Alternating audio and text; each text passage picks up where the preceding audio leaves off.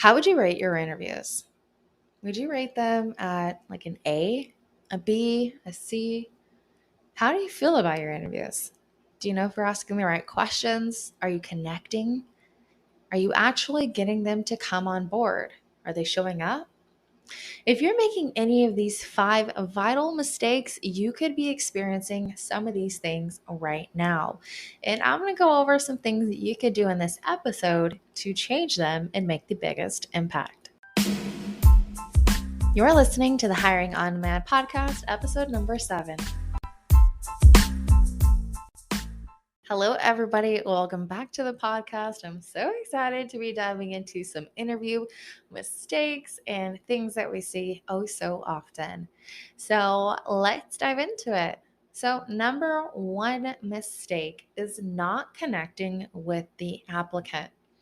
You know, those interviews that you're having and you are just really sidetracked, you're distracted, and you're not really connecting with the applicant. You could even still be fully there mentally, and you're not really making the effort to connect. Connecting with somebody is a real effort. If you've ever been in a relationship, you know that you can get way too comfortable and you could need to kind of give yourself a little wake up call, and that you need to actually remember to try to connect, and it makes the biggest difference. So your applicants are no different. It's important that you're making a connection. Imagine if you had an interview yourself and you weren't connecting with them, then you're not really going to see yourself continuing to go further, even if they do send you a job offer. If you're not connecting, again, you're not really going to get them long term if they turn out to be one of the candidates that you want. So go the extra mile, make them laugh. Actually, elaborate a little bit on their answers. You don't need to go totally off rails, but try to get them to laugh. Try to go ahead and, again, be relatable to them. If they're saying that, they have years of experience, then maybe you can elaborate. You grew up and you had tons of experience, and it's just something that you guys can kind of create some common ground. It's going to make the world of a difference, because if you don't do it, then again, you're not going to have a connection and they're not going to accept your job offer on that next step.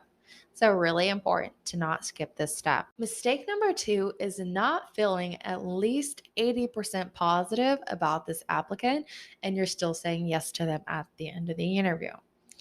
You really want to be so confident that by the time this applicant gets to you into their interview process, that they've already been pre-screened. There's so many different business owners where I feel they have to do so many things after the interview, because the interview, they didn't pre-qualify them before they got to the interview, or maybe they think they did, but they're still not confident enough to continue to let that interview really dictate if they're going to be hired or not. So, and then again, if you're not generating enough traffic, it makes you want to feel like you're having to say yes to anybody who's showing up to the interview. And I know a lot of you guys can relate, because I see it all the time.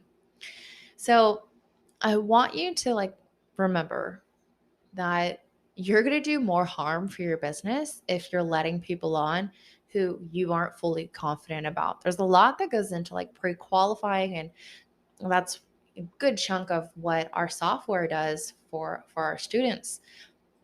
Is it filters out the candidates with 7 layers of candidate filtration throughout the whole process, or it's just happening automatically.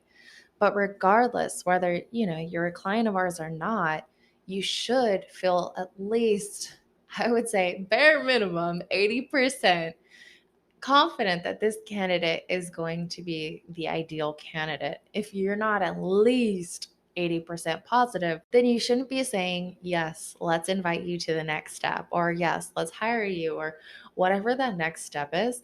And honestly, there shouldn't be a whole bunch of hoops for the applicant, guys. So just remember, making sure that you are screening them properly, and that you are confident enough that everybody who's scheduling an interview is at least all the bare minimum essentials to kind of make that decision for you, right? Like a car, reliable transportation, all these things are essential for them to even get to that next step, right? And then the interview can be screening for more scenario-based questions, deciding, a little bit about their personality, their connection, how they talk to you, their mannerism, and so much more, right? So again, feel over 80% confident before offering the job to any candidate. Mistake number 3 is offering the job during the interview.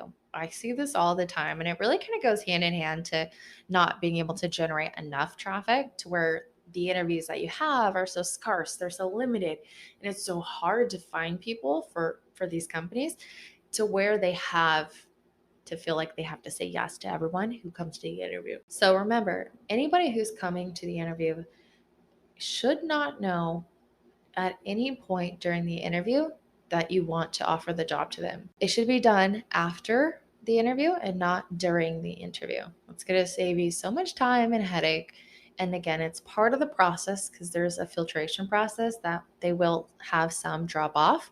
And those are the ones that would have no-showed you on the first day. So remember, as long as you're strategic about the process, you will see those healthy drop-offs and automatically drop off any of those no-shows in the process. Mistake number 4 is scheduling another step for the applicant on the call or on the interview, right? No matter if it's a Zoom interview, in-person interview, whether it's a phone interview, if you're scheduling them to come for, let's say, another interview, let's say you have a phone interview and you're trying to schedule them to come into an in-person interview, or you're on a phone interview and you're trying to schedule them in for a working interview and you're doing it on the phone, that is a huge no. You want to be inviting them to this step after the interview, not on the interview. It's really important that the candidate is having a way out of every single step in the hiring process. So mistake number 5, and I know I totally should have put this as like number 1 or 2, but we'll get it in as number 5. So number 5 is not confirming the interviews in advance. It's really important if you're trying to reduce the amount of no-shows that you're having and you really want to increase that commitment, you could do so by easily having them confirm their interviews in advance. We do recommend it to be either, some automated fashion, so you're not having to take the time out and doing it. But if you are old school or you just want to just implement it, it could be as simple as a text message. Hey, just wanted to confirm your interview. Please respond back yes or no to confirm. And then if they say no or they don't respond, it is automatically canceled and off your calendar. The ones who don't respond or the ones who say no obviously are not interested, and they turn out, just by all the data and everything we've seen, just they were never the right fit. They lost interest, and it's going to happen. Again, it's all about numbers.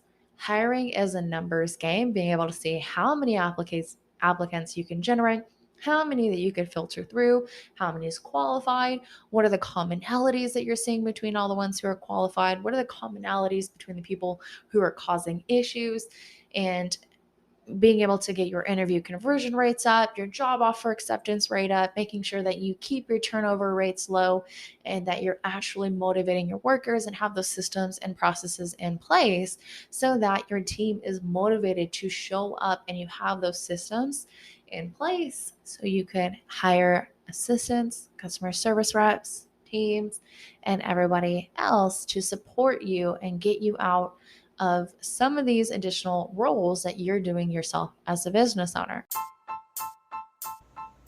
Thanks for listening to the Hiring On Demand podcast, where each episode is brought to you from behind the scenes of CrystalBella.co, where a team of hiring experts, process consultants, marketing strategists, ads managers, and automation specialists use their skills to help our clients find, hire, motivate, and retain their staff so they can put an end to the constant fires, scale, and get out of the field once and for all.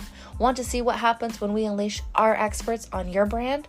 Head over to hiringondemandsystem.com to apply for a free strategy call with one of our experts.